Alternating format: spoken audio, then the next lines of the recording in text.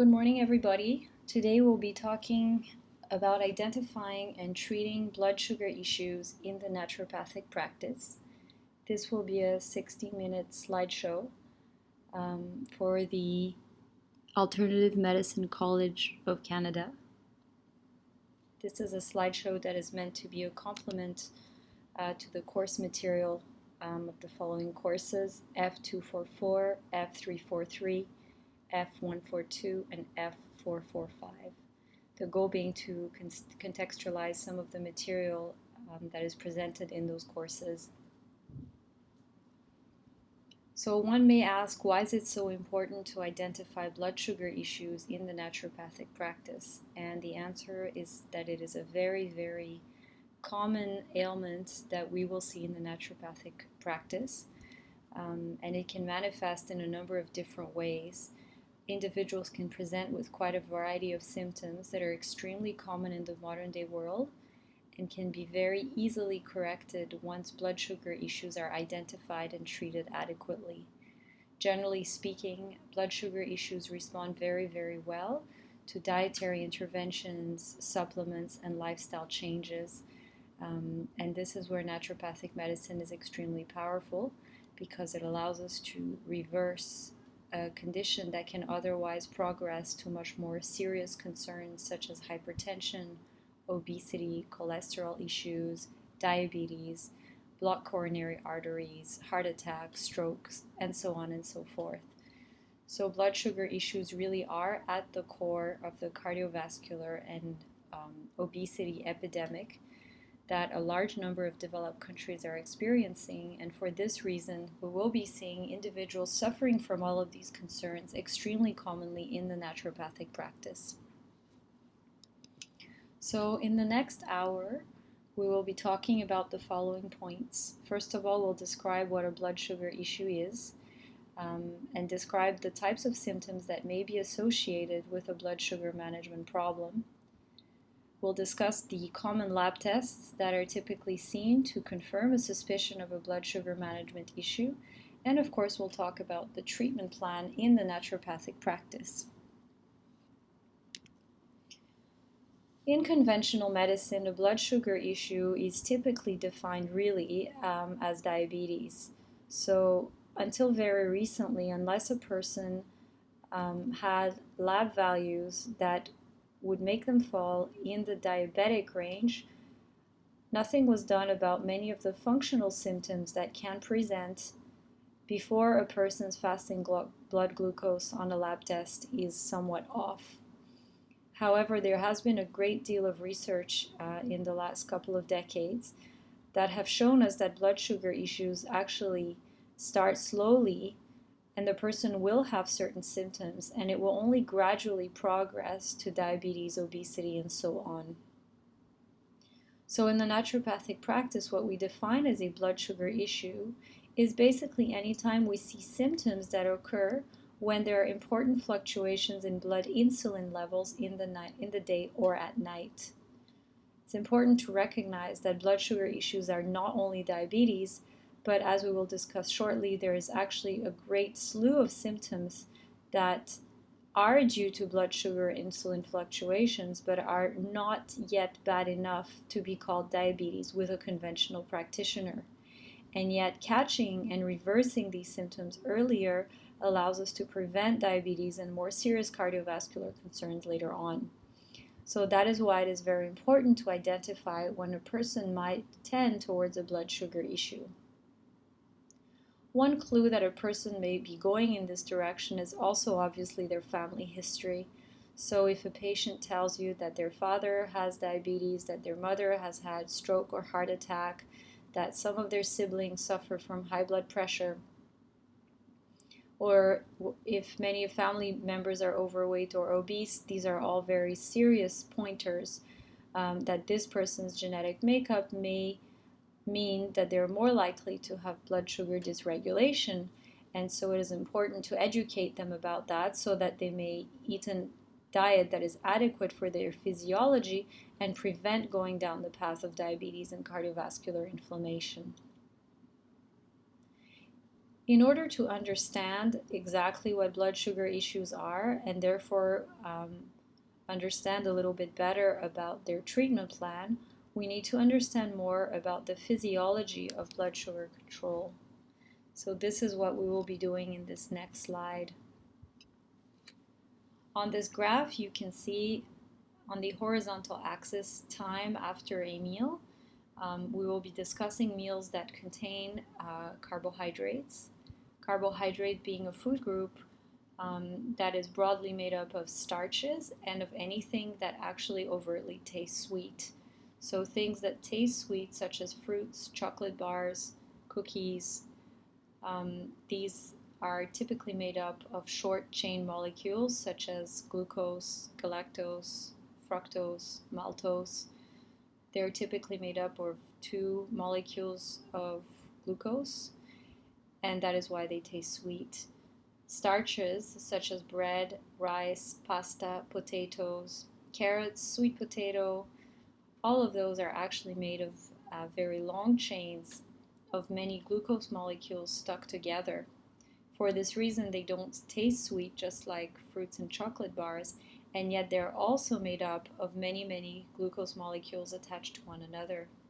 For this reason, because both sweet things and starches are made up of glucose molecules, they are digested in a way that the glucose molecules are released in the bloodstream, and therefore they will create a rise in our blood sugar levels. That is why on the vertical axis here, you can see that that is actually the amount of glucose in the bloodstream at any given time after a meal. The amount of glucose in our bloodstream is something that is extremely important for our survival and in particular for how our brain is doing. So the body has very tight mechanisms to ensure that blood sugar levels are under control. So in this graph, you see the two dotted horizontal lines. They actually represent the happy zone, the place where our bodies feel physiologically at its best when it comes to blood sugar levels. So ideally, the body would like blood sugar to always be somewhere between these dotted lines. And it will do everything in order to maintain sugar between these dotted lines, simply because when sugar is too low in the bloodstream, we have symptoms, and when sugar is too high in the bloodstream, it can become toxic in the long term.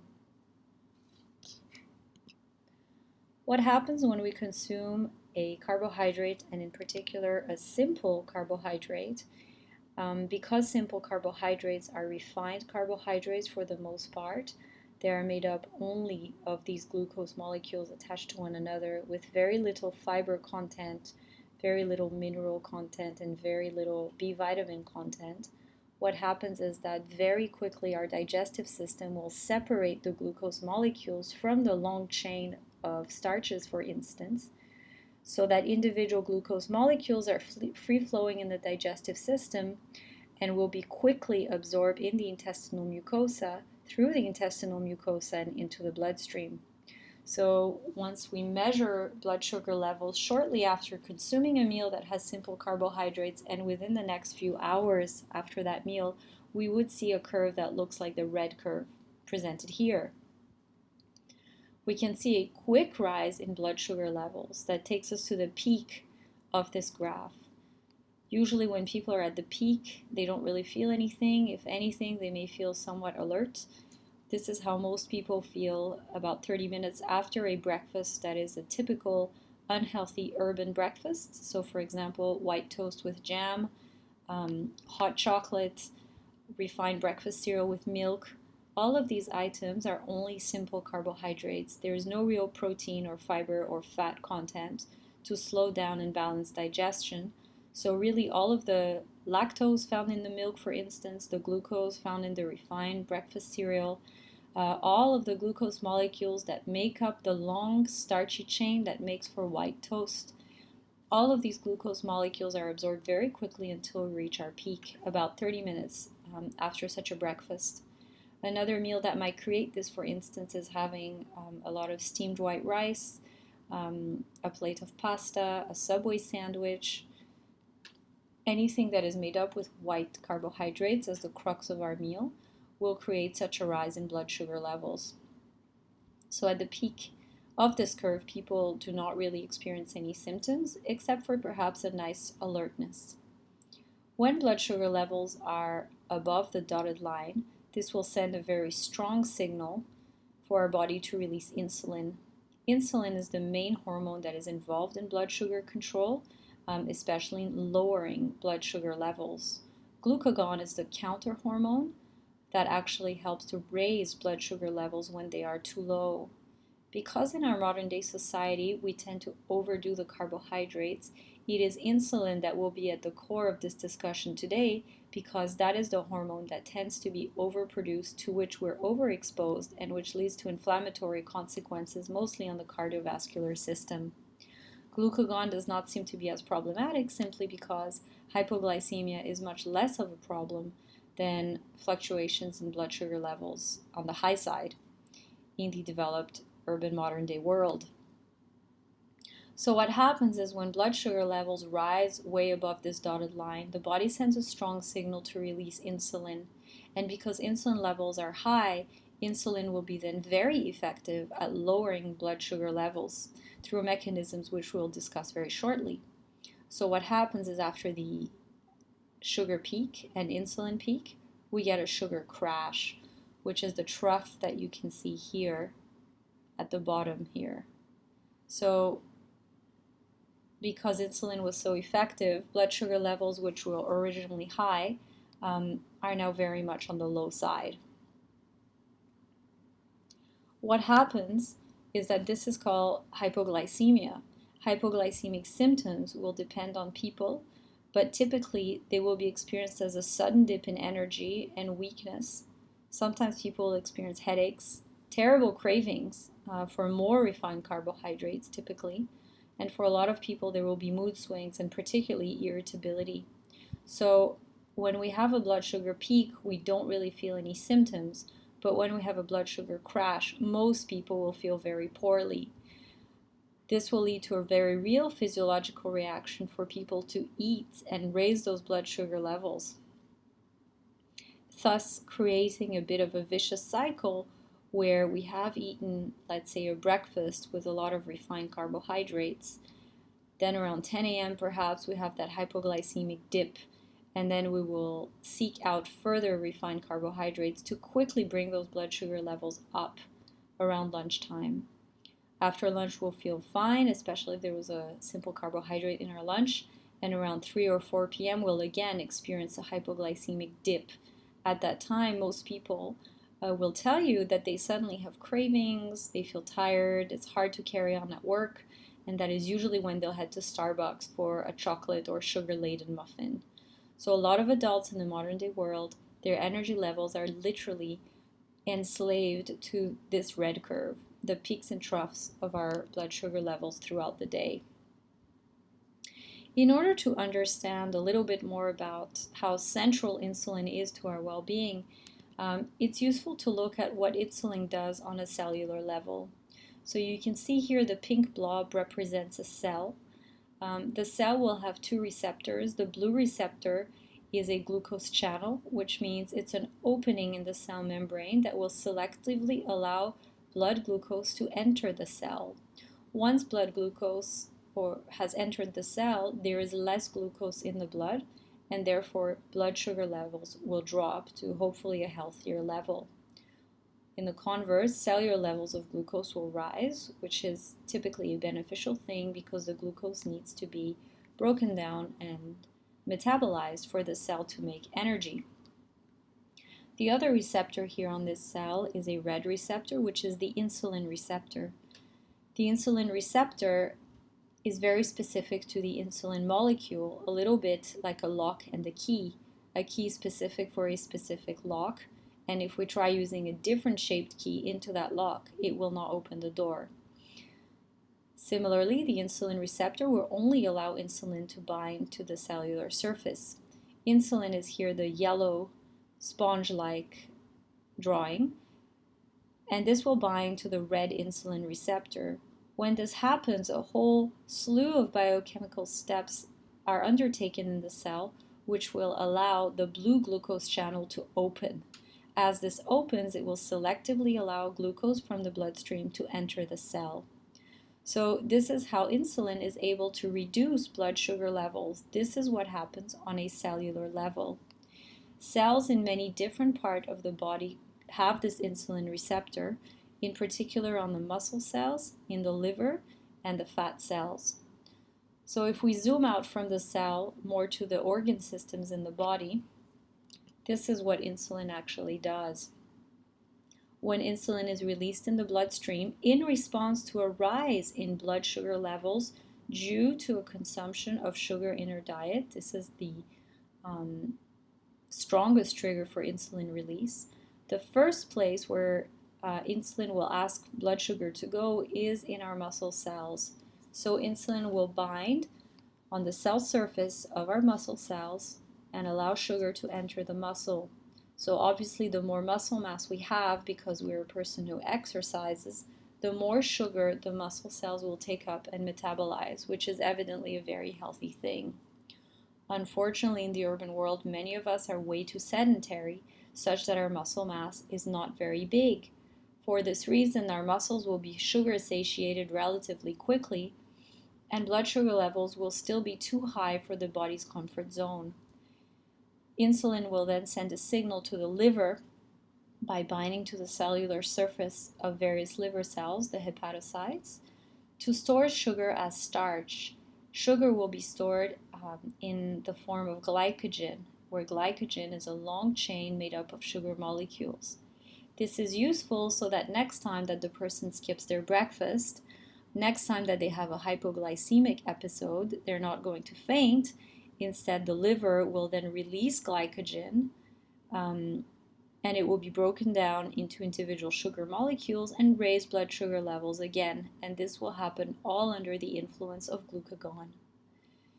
If our liver stores get filled up, which happens after about 100 grams of glycogen have been produced, then insulin sends a final message to our fat cells, also called adipocytes, which are located particularly around our abdominal area, but in many other body parts as well. And the adipocytes, those fat cells, will then store sugar as fat. So the liver will convert the sugar to fat, which is triglycerides, and it will also influence what is going on with our cholesterol, and in particular LDL cholesterol, which is one of the forms of cholesterol, the transporter of cholesterol that takes fat from the liver to the fat cells. The fat cells, therefore, under the influence of insulin and a high amount of sugar in the bloodstream, will take up that glucose, it will be stored as fat, and therefore the person will have more fat and become slightly heavier. So this is what happens when insulin is released in the bloodstream in response to high blood sugar levels because of our diet. What is problematic is when most people in the modern day world are enslaved to this red curve, these sugar and insulin fluctuations throughout the day. These become toxic in the body, inflammatory. Some of the symptoms that are created by these insulin fluctuations are feelings of fatigue, problems with weight, and inflammation in the cardiovascular system, more specifically in the arteries, more specifically in the coronary arteries, the carotids, or arteries in our brain that will become inflamed. There will be injuries inside the arteries, leading to cholesterol deposits in some areas, finally leading to heart disease, angina, hypertension, stroke, and so on and so forth. Typically until around age 30 or 35, most people can get away with severe fluctuations in their blood sugar and insulin levels throughout the day, and their body is able to cope and compensate such that they seemingly don't have any symptoms of it. Although we'll talk about how to recognize those symptoms. And it is only later in life, perhaps around middle age, that the body will start becoming more and more unable to compensate. And that is when they will start putting on weight, developing blood pressure problems, and starting to work towards a more formal diagnosis of diabetes, hypertension, or heart disease. Why this starts happening is that the body is no longer able to cope with these high levels of insulin in the body at so many times in the day, and so we start developing what is called insulin resistance. Insulin resistance is essentially something that happens at the cellular level. Normally, when the cell is healthy, it is said to be insulin sensitive, which means that when insulin binds to the receptor at its cell membrane, the cell will respond adequately by opening glucose channels, allowing glucose to enter the cell, thus lowering blood sugar levels. In insulin resistance, what starts happening is that because insulin is forever present in the bloodstream or in high amounts several times during the day, for instance, after breakfast, after lunch, after dinner, after the many snacks that we may have in the one day, what starts happening is that the cell no longer responds to insulin in the way that it should. So although insulin does bind to the cellular receptor, not much happens. So it takes a lot more insulin for those glucose channels to open up. So in essence, the persons end up in a situation where there's a lot of sugar in the bloodstream, a lot of insulin in the bloodstream, and the cellular gates aren't really opening up adequately for that sugar to enter and lower blood sugar levels. For this reason, blood sugar ends up sitting around in the bloodstream and it starts attacking structures such as the inside of the arteries, our red blood cells, and other structures, and that is when we start seeing the damage of diabetes. So insulin resistance precedes a diagnosis of diabetes by most possibly several decades. So it really does take a long time for the body's coping mechanisms to gradually break down.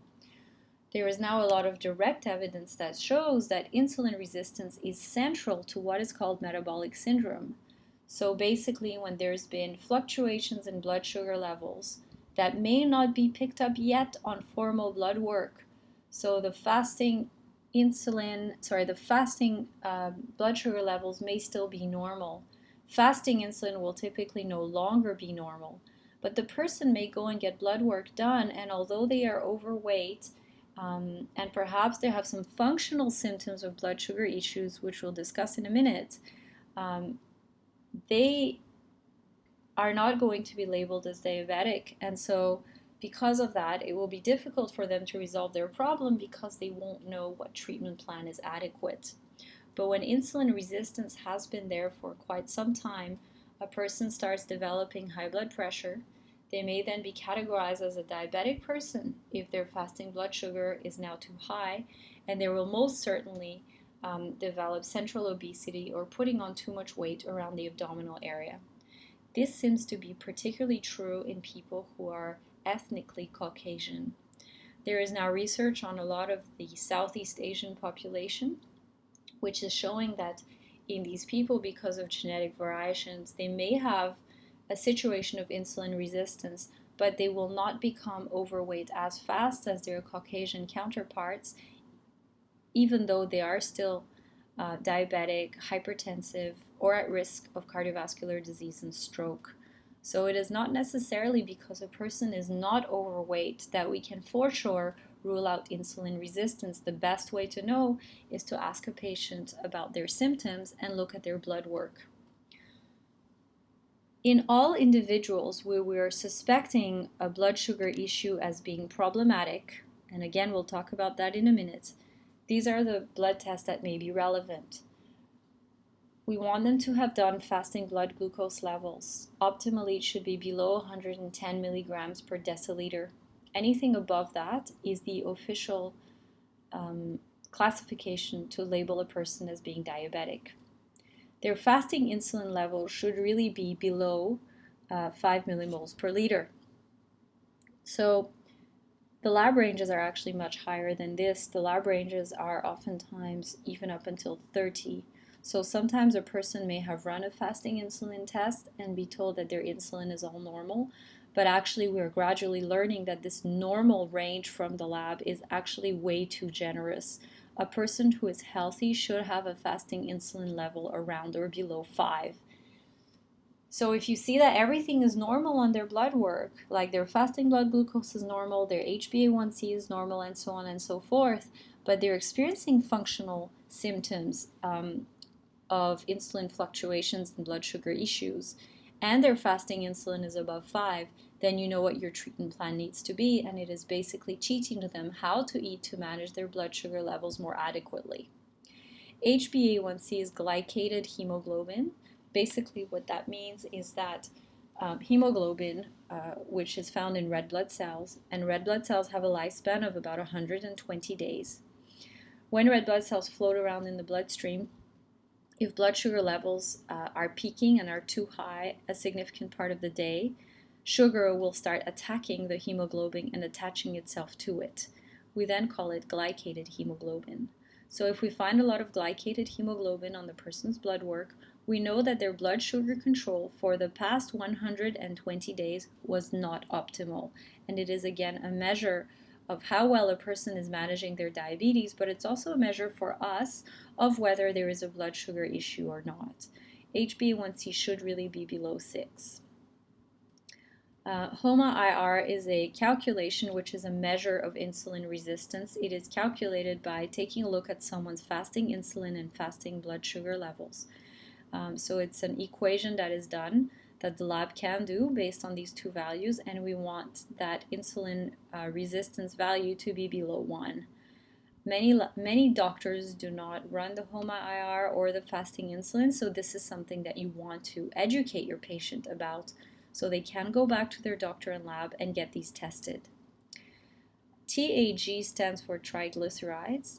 Triglyceride is a very direct measure of dietary carbohydrate. So if there has been a lot of dietary carbohydrate, it means that there has been peaks of blood sugar, which means peaks of insulin, which means that the liver will have started to get the signal to convert sugar into fat.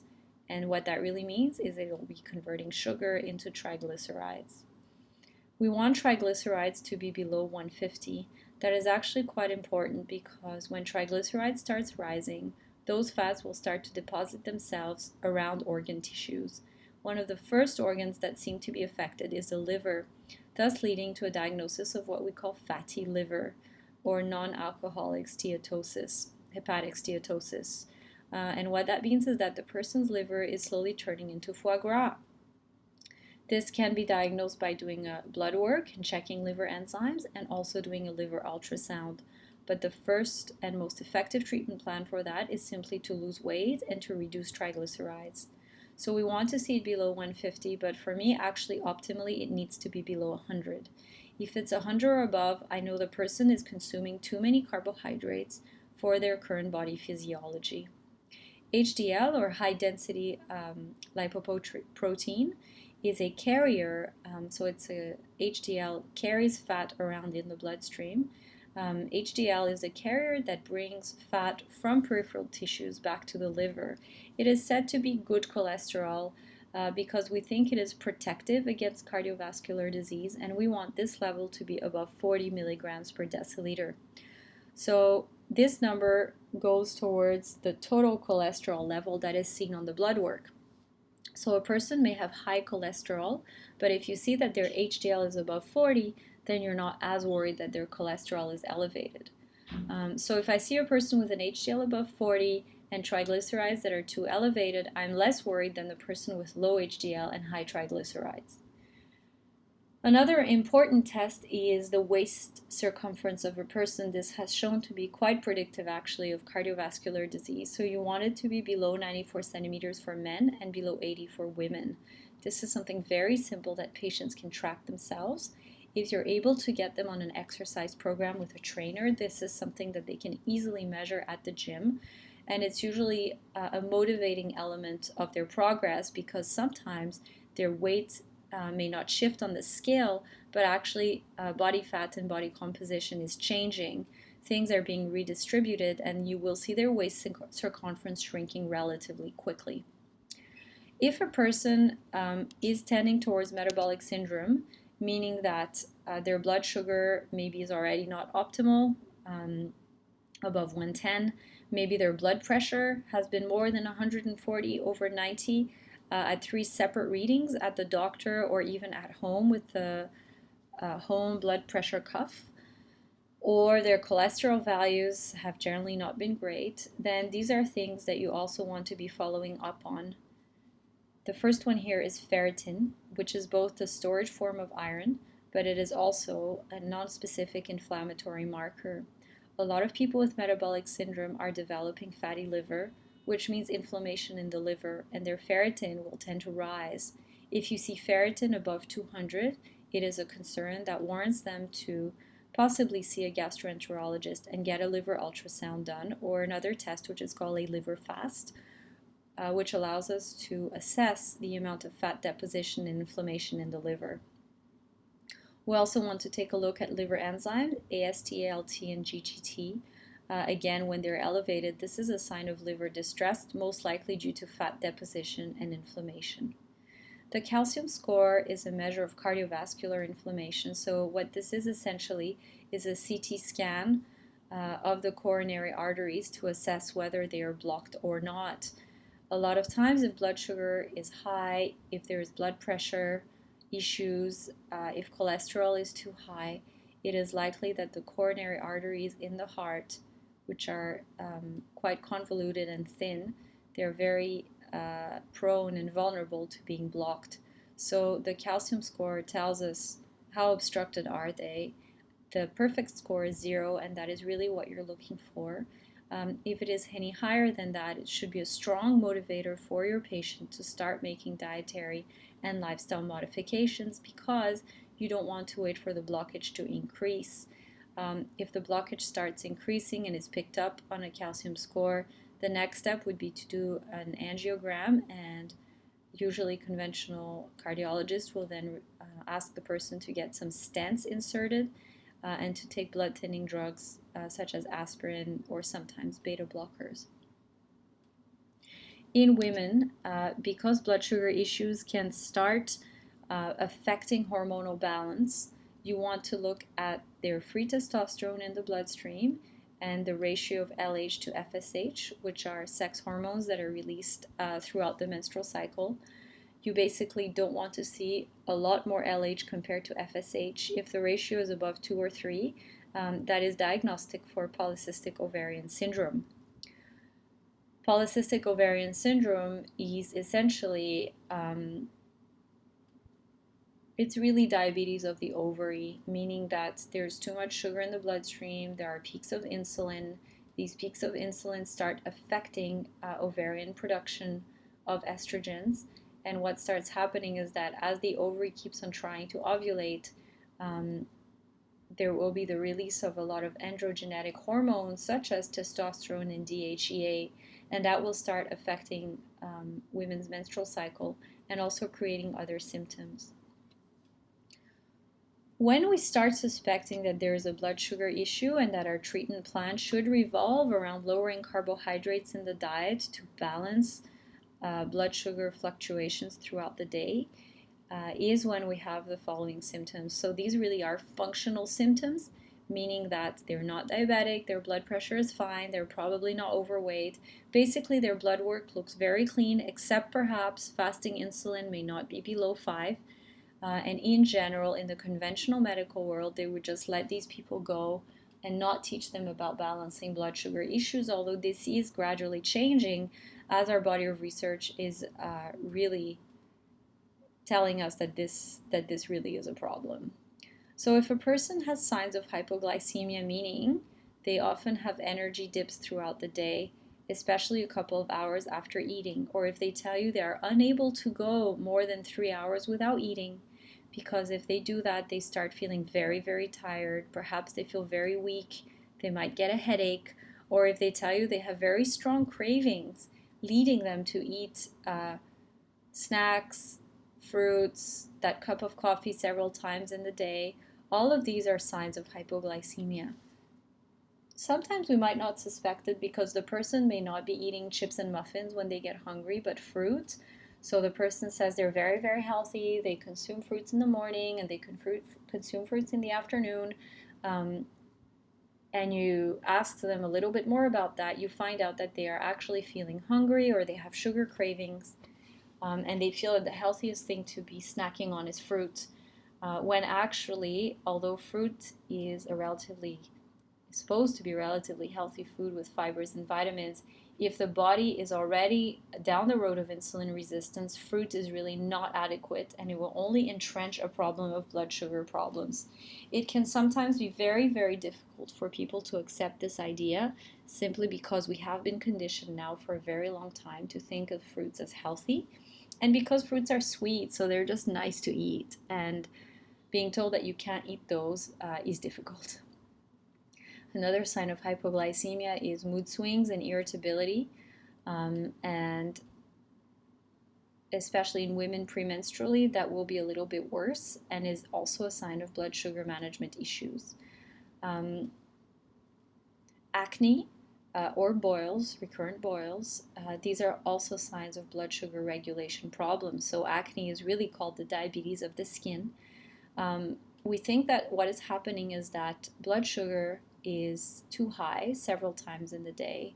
The sugar sits in our gut and starts feeding the wrong types of yeast and bacterial organisms, who in turn will start producing toxins which affect the liver, and the liver then tries to expel these toxins via our follicles on the skin. These toxins seem to feed other bacterial organisms on the skin that then lead to the formation of pus and pustules. So if a person has a lot of acne, that will typically happen in people who are between 13 and 35. But adult acne also falls under this category. The first part of the treatment plan should really be to address their diet in order to regulate blood sugar levels and insulin levels throughout the day. A person who tells you that they've put on weight and they're finding it difficult to lose, that is usually difficult to lose because there are fluctuations in insulin levels that send a strong biochemical signal towards fat storage. So even if they're doing tons of exercise, if their diet is still too carbohydrate rich for where their body is at, they will not be losing any weight.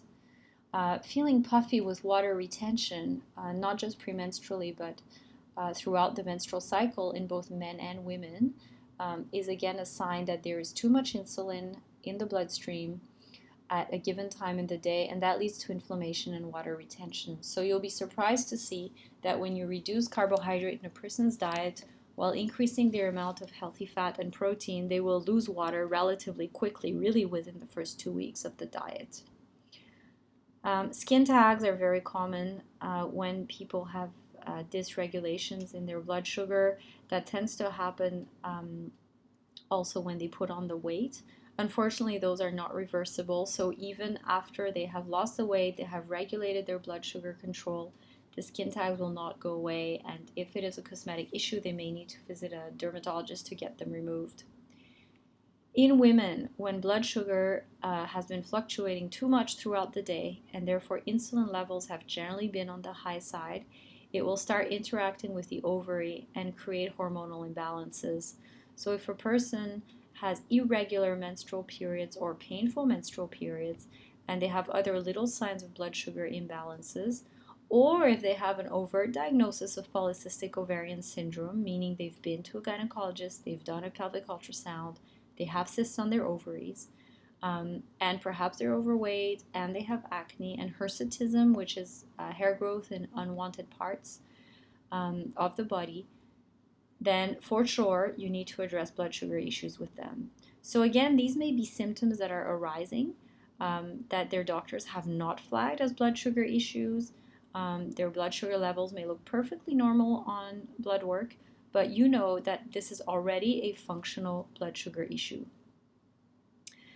What will be helpful for those people would be to use the glucometer. The glucometer, we'll talk about it in a little bit, allows us to identify fluctuations throughout the day and learn what kind of foods are triggering hyperglycemia and therefore high insulin in those people. So standard blood work will not be very revealing, but the glucometer can be a very useful tool. So if a person presents with any of these symptoms, or if they have overt diabetes, weight problems, hypertension, metabolic syndrome, high triglycerides on their blood work, then your goal is to regulate their insulin levels. And doing that is really by first manipulating their diet. The strongest trigger of insulin release is high blood sugar levels. So our initial goal is to reduce blood sugar levels to prevent those peaks of insulin release. And as you know, in different food groups will have a different effect on insulin release. We can break down foods in three categories, of course. Our carbohydrates, which is essentially anything sweet, but our starches as well, and includes fruits. All of these are carbohydrates. They are the strongest trigger to insulin release simply because they contain a lot of glucose. Fats such as salmon, olive oil, avocados, most nuts, butter, sour cream, all of these are considered fats, and fat usually does not trigger any insulin release simply because it contains zero sugar. Protein like steak, chicken, fish, seafood, animal products in general, that generally will not create an insulin release unless it is overeaten. So if we overeat protein, it starts sending a signal to the body to release insulin, and that will again aggravate blood sugar problems. You need to educate your patients about that because sometimes they're having a very clean diet of protein and veggies, but you find out that their portion sizes are way too large. For the average person, we're looking at a protein serving that is palm-sized 2 to 3 times a day. For women who are postmenopausal, this may be too much, or for people who are already insulin resistant enough that even smaller amounts of protein are still triggering insulin, you may need to troubleshoot that with them. So these are the general guidelines, but you'll need to troubleshoot with your patient and see what needs to be adjusted for their personal bodies. So we'll focus a little bit more on carbohydrates simply because that is the area that you really need to focus on with your patient. So carbohydrates exist as simple or complex, where simple basically means refined. When it comes directly from nature, such as brown rice, let's say, whole grain products, quinoa, millet, fruits, or our vegetables, it's not just glucose. It's glucose bound to a whole bunch of fiber, chromium, magnesium, B vitamins, and all of these, but especially the fiber, will slow down glucose absorption in the bloodstream. Simple carbohydrates are basically complex carbohydrates that have been refined so as to remove the fiber components and a great deal of the multivitamins and multiminerals. So in a simple carbohydrate, you're left really just with the glucose molecules. For this reason, simple carbohydrates create a much more intense sugar peak in the bloodstream, whereas the peak of complex carbohydrates tends to be more moderate. This is relevant because the more intense the peak, the higher the insulin that is released, and therefore the more inflammatory the result. So if you have a person who is generally young, who has manageable functional symptoms of blood sugar dysregulation, like let's say they have mild acne and a bit of water retention, you are going to tailor your treatment plan so that they can still eat complex carbohydrates, but you need to limit their simple carbohydrates. And that may be enough to reverse their symptoms if they persevere for about 3 months. Now, if you have a person who has PCOS, who has very stubborn difficulty losing weight, if they have a high fasting blood sugar, they have hypertension, then you need to be much stricter, and you may need to have them eliminate complex carbohydrates as well. So you can tailor your intervention to the severity of the person's symptoms, and their family history will also give you a clue so as to how insulin sensitive or resistant they are, as well as their fasting insulin levels on blood work.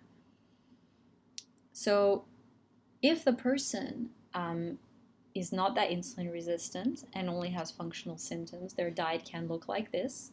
Basically, their meal or their plate is divided in 3 roughly equal thirds, where 1/3 is their protein intake, so basically their animal products. 1/3 is a variety of vegetables. In this, we do not include starchy vegetables. So in this third, we include just about every vegetable except potato, pumpkin, carrot, sweet potato, and beans. These are considered starchy vegetables, so they fall in our starch category, which is the third here on our plate, which is basically how much starch we can have. So that could be brown rice, whole grain pasta, piece of whole wheat bread, or the veggies I have just mentioned. So they would be allowed to have this balanced plate in moderation, meaning they shouldn't be overeating, but I would also emphasize that they need to really increase their fat. where fat is avocados, olive oil, oils in general, butter, cheese, nuts. So that would be a moderate intervention.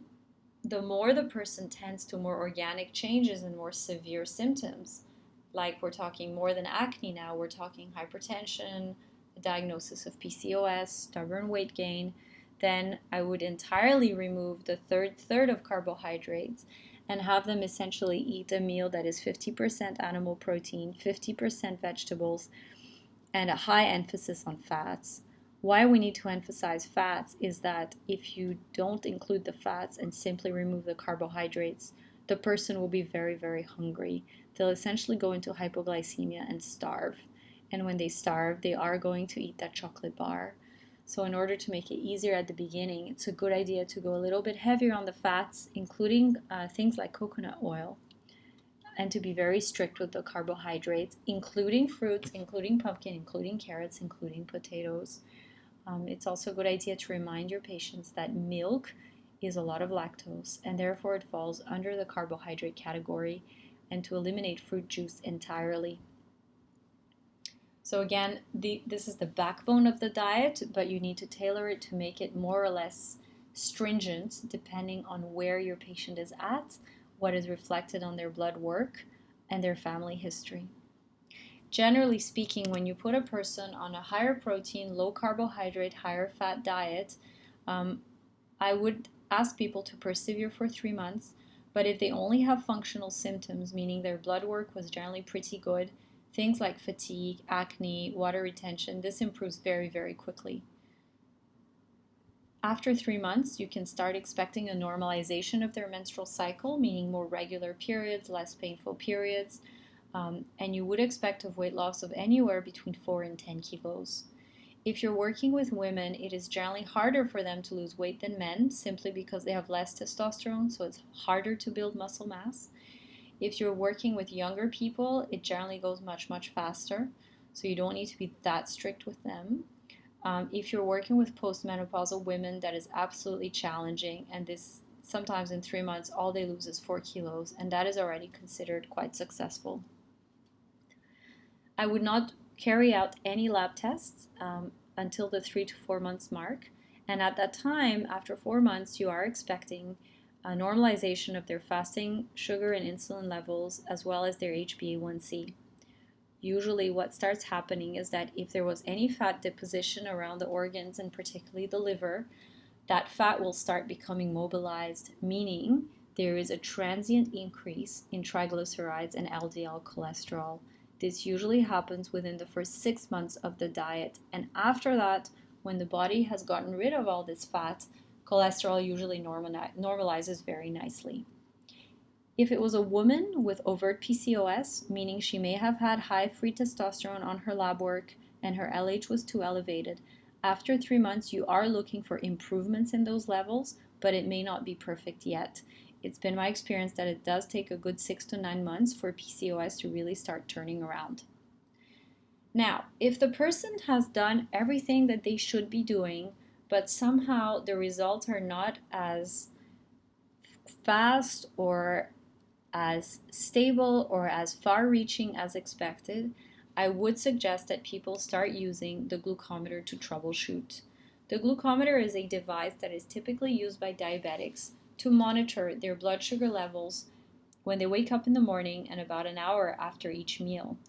The glucometer will measure how much sugar is in the person's bloodstream at the time of the measurement, and several glucometers will also measure ketones, which is a measure of how much fat is being burned by the body. So you want your blood sugar values to generally be at or below 5. You don't want it to be any higher than that. So let's say the person is telling you that they're eating for breakfast 2 eggs, lots of veggies, and a glass of almond milk, which sounds like a perfect meal. But now they eat this breakfast, and an hour later when they're measured, their sugar levels are above 5. Then you know that actually their meal still contains too much carbohydrate for what their body can handle, meaning their body is already on the way to insulin resistance. So what you would ask that person to do is reduce their carbohydrate intake at that meal So for example, I would tell the person to replace the almond milk, let's say, with a cup of unsweetened tea instead, and get them to measure again an hour after that meal, and you're looking for a reduction of their sugar levels an hour after this meal. So the glucometer allows you to personalize the treatment plan further. You'll see that some people can get away with a handful of nuts in the middle of the afternoon, and that will have zero impact on their blood sugar levels. But others who are already more insulin resistant, even that handful of nuts may be too much. Similarly, that glass of almond milk may be too much.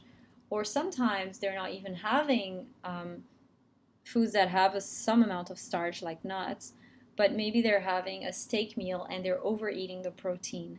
And you will see that again reflected on the glucometer. The reading that is typically the hardest to normalize will be the morning reading.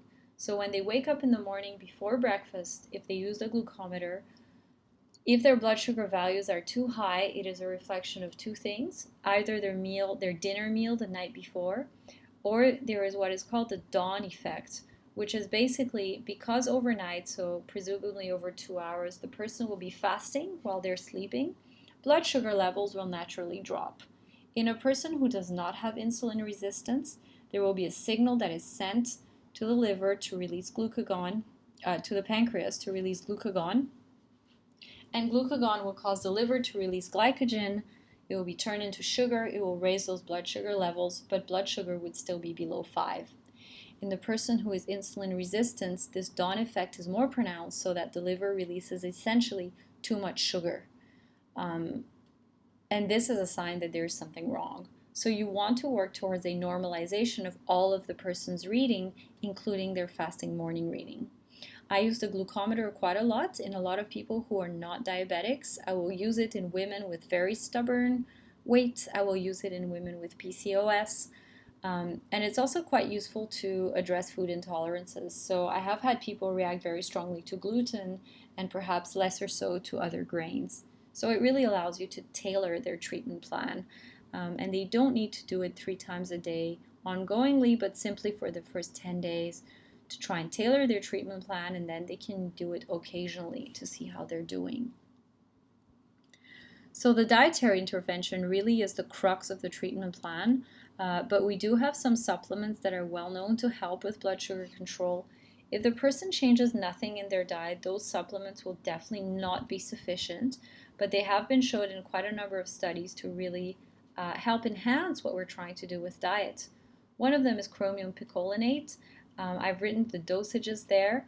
Chromium picolinate is something that helps the insulin receptor function better and respond better to insulin signals. Cinnamon, they can simply use the powder, the spice, and add it wherever they want in their breakfast, on top of their salads, and so on. It helps with insulin sensitivity. Berberine is extracted from a number of bitter plants, and berberine is very interesting because it's been shown to improve the cholesterol profile of the person, specifically to help lower LDL and triglycerides. But it's also been shown to eradicate some negative bacteria that may live in the gut. And somehow there's an association between the wrong kind of bacterial flora in the gut and what our cholesterol levels are doing and insulin resistance. I use berberine a lot as well in the context of acne and PCOS, and it works quite well, taken over 3 months. Momordica is essentially bitter melon or bitter gourd. I've put a picture of it here. It's an extremely bitter plant, just like berberine, which comes from bitter plants. The bitter factor seems to contribute to having a healthier liver and insulin sensitivity. Magnesium is something that is usually depleted in modern day people, and magnesium has also been known to be important in regulating what the insulin receptor is doing. The omega-3s are important more to raise HDL levels, so remember HDL is the good cholesterol, which is cardiovascularly protective. And omega-3s generally have an anti-inflammatory effect, which is very interesting if the person tends towards diabetes and inflammatory cardiovascular conditions. So again, depending on the severity of the symptom, you can dose anywhere from 1,000 to 3 or even 4 or 5,000 milligrams a day. There are other supplements, but these are the better research ones and the ones that I've had experience with. Lifestyle changes are extremely important as well, but again, diet is really the most important. So you will see in practice a lot of people that aren't exactly sure of what they should change in their diet. So they're still eating a ton of fruits and bread and all of that, and they're exercising a lot, and yet they're not losing weight. So I have found that exercise is very important to build muscle mass and therefore muscle cells that will take up that blood sugar. Um, if you are having a ton of carbohydrate in your diet, exercise will do nothing to help improve insulin sensitivity and blood sugar control. So, diet really is the most important thing. You can get away with zero exercise and just the diet, and you will normalize your values and improve your symptoms. However, if you can exercise, in particular high intensity interval training, that seems to be the most useful for insulin sensitivity, it's a good thing. If a person has had a period of stress and they've been in the adrenal resistant phase, which is essentially the phase where they have had too much cortisol in their bloodstream, you definitely want them to address stress because high cortisol, hypercortisolemia, will only entrench insulin resistance further. If the person has gone through a phase of adrenal resistance and now they're in adrenal fatigue, you also want to address this because in adrenal fatigue they will be very prone to hypoglycemic episodes, and hypoglycemic episodes will then further worsen adrenal fatigue, and it will be even more tiring on their insulin. So if they have adrenal fatigue, make sure you coach them on stress management and give them the adequate herbs and supplement to support their adrenals at that time, and emphasize the importance of regular protein and fat-rich meals to maintain glycemic control and not deplete the adrenals further. Sleep deprivation, so not sleeping enough or interrupted and poor quality sleep, that will lead people to produce more cortisol in spurts, and that will in turn mess up what your insulin is doing. So if you have a person who's sleeping very poorly, it's going to be very difficult to improve their blood sugar control. So all of these things definitely do need to be addressed. I put them as being less important than diet because I have just seen how miraculous a low carb diet can be in those people. But if you can address it all over the course of several visits, everything will just be faster and your patient will feel so much better that much quicker. This is our summary slide. So essentially, when a person has too much carbohydrate in their diet, their blood sugar levels will rise and fall throughout the day. They will fall because of insulin fluctuations that will parallel what our blood sugar levels are doing. These insulin and sugar ups and downs will lead to symptoms of hypoglycemia like fatigue, low mood, headaches, irritability, and the constant peaks of insulin will cause hirsutism, menstrual problems, PCOS, hypertension, diabetes, obesity. So, again, a whole bunch of symptoms, including acne, are due to poor blood sugar regulation, which is why you want to really be an expert in this in the naturopathic practice. For a lot of people, functional symptoms mean that they are not feeling well with the above listed symptoms, but their lab parameters are normal. Okay, so the only thing that will be abnormal is possibly their fasting insulin, and if you start working with the glucometer. If a person is already diabetic, obese, or with blood pressure, then you will start seeing changes in their lab values. That is when insulin resistance has really set in, and then you're expecting high triglycerides, low HDL, high HbA1c, high fasting glucose and insulin, or some of these items. To correct the blood sugar imbalance and normalize insulin, you need to work with their diet, and you essentially want to teach them to have lowered amounts of carbohydrates and increase protein and healthy fats. If the person is vegetarian, it's going to be more challenging. It is possible, but you really need to spend a lot of time educating them. Make sure to use supplements like chromium, magnesium, bitter, melon, berberine. Get them to exercise at least a little bit, and help them manage adrenal fatigue, stress, and sleep, because all of those will make it very difficult to reverse insulin resistance. So this was our presentation on blood sugar issues in the natural practice. Thank you for your attention. I hope that it's been interesting and that it has nicely complemented the course modules that you have been doing. Wishing you a great rest of the day.